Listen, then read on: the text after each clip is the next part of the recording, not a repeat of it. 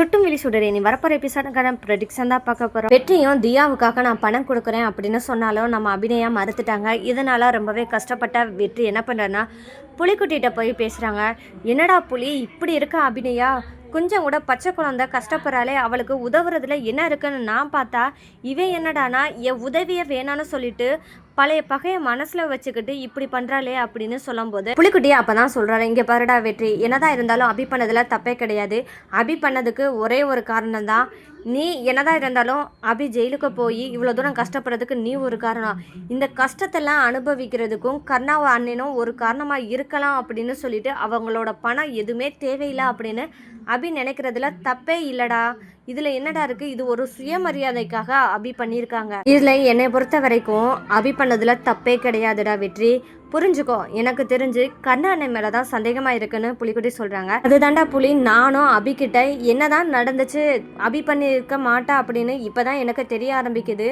அப்போ என்ன நடந்துச்சு அப்படின்னு உண்மையை தெரிஞ்சுக்கலாம் அப்படின்னு நான் பார்த்தாலும் அபி கொஞ்சம் கூட என்கிட்ட உண்மையை சொல்கிறதுக்கு முன் வர மாட்டேங்கிறா, எப்போ பார்த்தாலும் எரிஞ்செறிஞ்சு விழுகிறா அப்படின்னு சொல்லும்போது புலிக்குட்டி என்ன சொல்கிறான்னா, இங்கே பாரு வெற்றி, என்னதான் இருந்தாலும் அந்த உண்மையை சொல்லணும்னா அபிக்கிட்ட மட்டும்தான் கேட்டு தெரிஞ்சுக்க முடியும். சரியான சந்தர்ப்பம் பார்த்து அபிக்கிட்ட பேசி உண்மையை கேட்டு தெரிஞ்சுக்கோ அப்படின்னு சொல்லி புலிக்குட்டி சொல்லவுமே நம்ம வெற்றிக்கு அதுக்கான சந்தர்ப்பமும் வருது. என்னென்னு பார்த்தா நம்ம சுடருக்கு டிராயிங் காம்படிஷன் நடக்க போகுது. இந்த டிராயிங் காம்படிஷனில் கலந்துக்கிறதுக்காக சுடரை என்ன பண்ணுறாங்கன்னா அபியும் வெற்றியும் சேர்ந்து கூட்டிகிட்டு போக போகிறாங்க. இந்த மாதிரி இடத்துல தான் நம்ம வெற்றி அபியை புரிஞ்சுக்கிறது மட்டும் இல்லாமல் அபியும் வெற்றியும் புரிஞ்சுக்க போகிறாங்க. அபியோட வாயிலிருந்து என்ன நடந்துச்சு அப்படின்ற உண்மையை வெற்றி தெரிஞ்சுக்க போகிறாரு.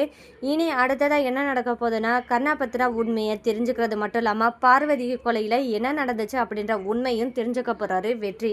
அதுக்கான சூழ்நிலையும் கண்டிப்பாக வந்தாகணும். உண்மையை கண்டிப்பாக வெற்றி கண்டுபிடிச்சே ஆகணும்னு நீங்கள் நினைக்கிறீங்கன்னா மறக்காமல் இந்த வீடியோவுக்கு லைக் பண்ணி தெரிவிங்க. பரவாயில்ல, வெற்றி தியாவை எப்படி இருந்தாவது காப்பாற்றி ஆகணும்னு சொல்லிட்டு பணத்தை கொண்டு வந்தாரோ, நம்ம அபிநயா பிடிவாதமாக இருந்து தன்னோட சுயமரியாதை தான் முக்கியம், தன்மானம் தான் முக்கியம்னு சொல்லிட்டு அதுக்கான அமௌண்ட்டையும் ஏற்பாடு பண்ணி தியாவுக்கு ஆப்ரேஷன் பண்ணவும் செஞ்சுட்டாங்க. இதில் தியாவும் சரியாகி வீட்டுக்கு வந்துட்டாங்க. இந்த இடத்துல தான் நம்ம வெற்றி ரொம்பவே ஹாப்பியாக இருக்காங்க. தியா நல்லபடியாக குணமாகி வந்தாலே போதும் அப்படின்னு இருக்காங்க. இதில் இன்னொன்று பார்த்தா சுடர் ரொம்பவே சந்தோஷமாக இருக்காங்க. தியா நல்லபடியாக வந்துட்டா அப்படின்னு சொல்லிட்டு சந்தோஷமாக இருந்தாலும் இப்போ நார்மலாக இருப்பாள் தியா அப்படின்னு நினைக்கிறாங்க சுடர்.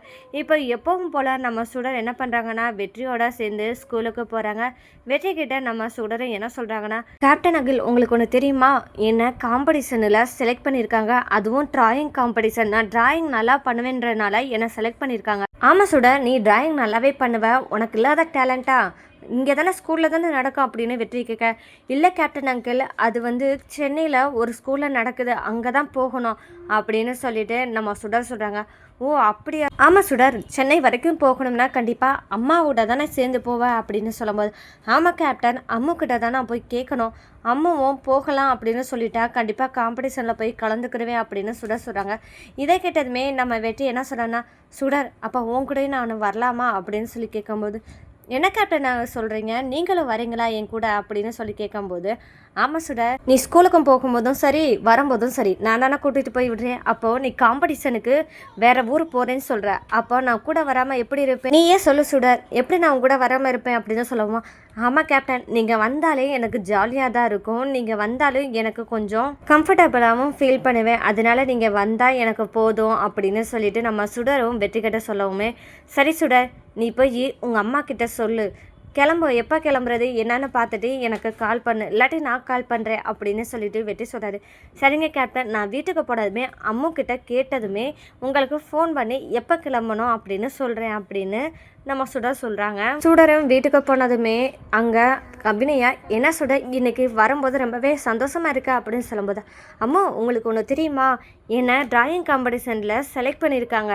ஓ அப்படியே சுடர், உண்மையை சொல்லப்போனால் நீ தான் டிராயிங் சூப்பராக பண்ணுவே, அப்படி இருக்கும்போது உன்னை செலக்ட் பண்ணாமல் எப்படி இருப்பாங்க அப்படின்னு சொல்லிட்டு நம்ம அபிநயா சொல்ல, அப்போது ஸ்கூலில் தானே நடக்குது காம்படிஷன் அப்படின்னு நம்ம அபிநயா கேட்க, அம்மோ இந்த காம்படிஷன் ஸ்கூலில் நடக்கலாமோ, இது ஸ்டேட் லெவல் காம்படிஷன் அப்படின்றதுனால சென்னைக்கு போகணும் அப்படின்னு சொல்லி தான் எங்கள் ஸ்கூலில் மேம் சொல்லியிருக்காங்க அப்படின்னு சொன்னதுமே, என்ன சொல்கிற, சென்னை வரைக்கும் போகணும்னா உண்மையிலே கஷ்டமாச்சே, அம்மாவால் முடியாதேம்மா அப்படின்னு சொல்லிட்டு ட்ராவல் அம்மாவுக்கு ஒத்துக்கிறவும் செய்யாது அப்படின்னு சொல்லி அபிநயா சொல்கிறாங்க. இதை கேட்டதுமே நம்ம சுடரோட முகம் வாடி போயிடுது.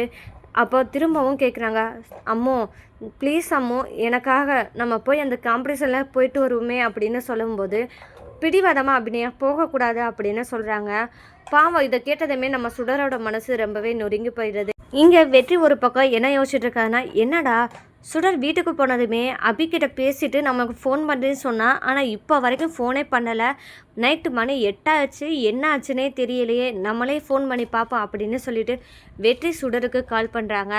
அப்போ தான் அங்கே தருண் ஃபோன் எடுக்கிறான். சொல்லுங்கள் கேப்டன் அங்கிள் அப்படின்னு தருண் சொல்லவும், இல்லை சுடர் இருக்காளா தருண், அவகிட்ட பேசணும் அப்படின்னு வெற்றி சொல்லவுமே, சுடர் வந்து அழுதுகிட்டு இருக்காங்க கேப்டன் அங்கிள் அப்படின்னு தருண் சொல்ல, என்னாச்சு தருண், எதுவும் பிரச்சனையா, ஏன் சுடர் அழுதுகிட்டு இருக்கா அப்படின்னு வெற்றி கேட்க, இல்லை கேப்டன் அங்கிள், இந்த மாதிரி அத்தைக்கிட்ட நம்ம சுடர் வந்து காம்படிஷனில் கலந்துக்கிறணும், அதுக்காக வேறு ஊருக்கு போகணும் அப்படின்னு சொன்னதுனால அத்தை வேணான்னு சொல்லிட்டாங்க. அதனால தான் நம்ம சுடர் வந்து ரொம்பவே அப்செட் ஆகி டல்லாக உட்காந்துருக்கா. இந்த மாதிரி தருணும் வெற்றிக்கிட்ட சொல்லும்போது, அப்படியா தரும், நீ ஃபோனை சுடர்கிட்ட கொடுக்குறியா அப்படின்னு சொல்லாமே, இதோ ஃபோனை கொடுக்குறேன் கேப்டன் அங்கிள் அப்படின்னு சொல்லிட்டு தருண் வந்து சுடர்கிட்ட ஃபோனை கொடுக்குறான். சுடரும் என்ன பண்ணுறாங்கன்னா ஃபோனை வாங்கி வெற்றிக்கிட்ட பேசுகிறாங்க.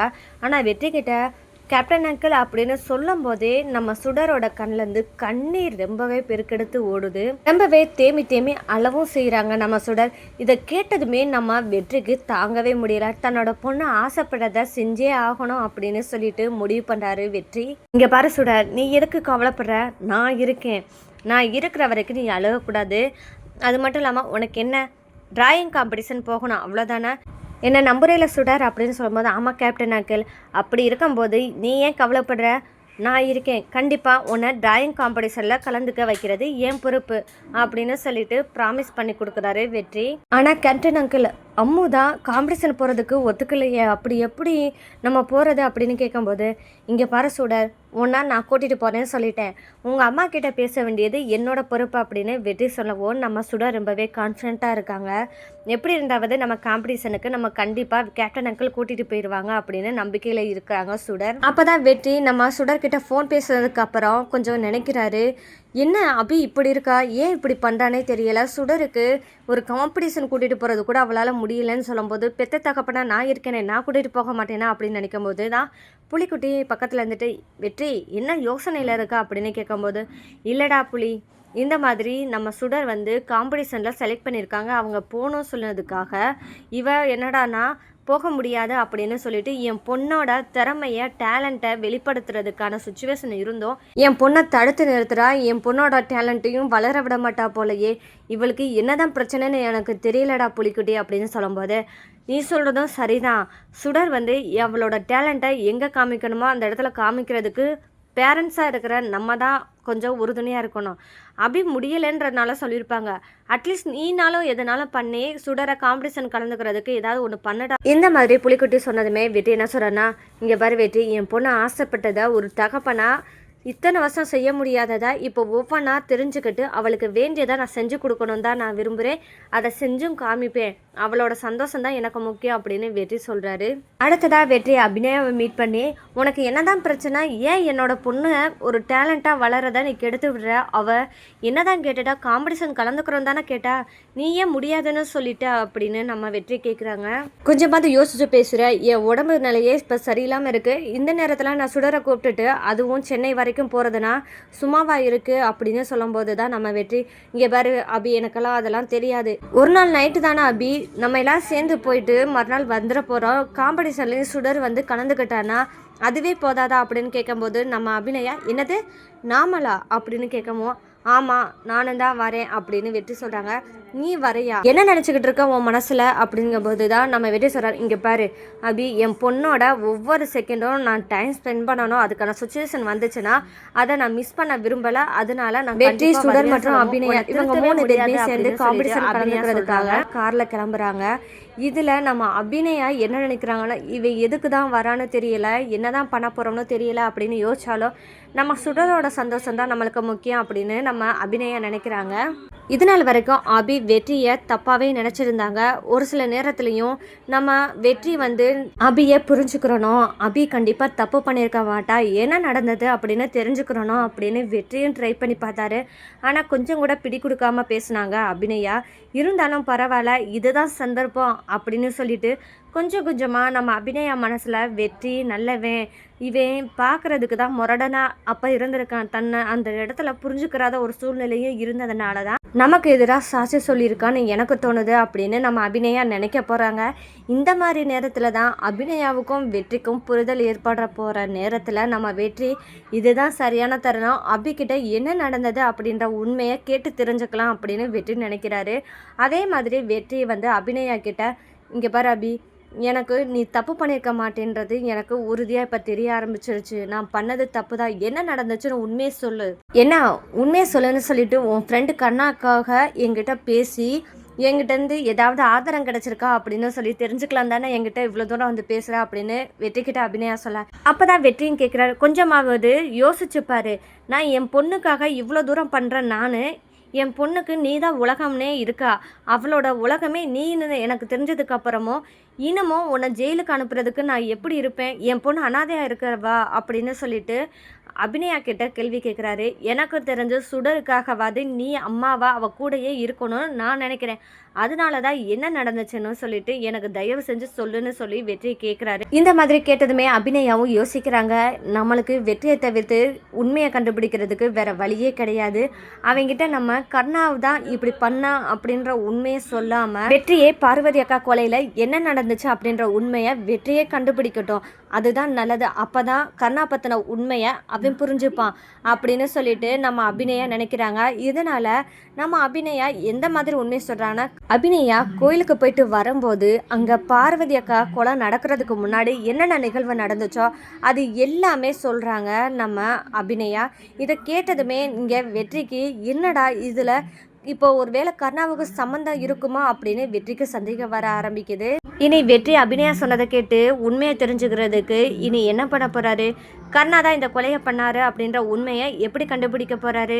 அது மட்டும் இல்லாமல் வெற்றியும் அபியும் இப்போ ஒன்றா தான் இருக்காங்க, இவங்க 2 பேர்த்துக்குள்ளும் பேச்சுவார்த்தை நடந்துக்கிட்டு தான் இருக்கு அப்படின்னு கர்ணாவுக்கு தெரிஞ்சா இனி கர்ணா என்ன முடிவெடுப்பான், இதனால் வரப்போகிற விளைவுகள் என்னென்ன அப்படின்றதாங்க இனி வரப்போகிற எபிசோடில் அடுத்தடுத்த ட்விஸ்ட்டாக இருக்க போது. இந்த மாதிரியான சுவாரஸ்யங்களை நீங்கள் தெரிஞ்சுக்கணும் மறக்காமல் நம்ம சேனலை சப்போர்ட் பண்ணி ஆதரவு தெரிவிங்க. மீண்டும் சந்திப்போம்.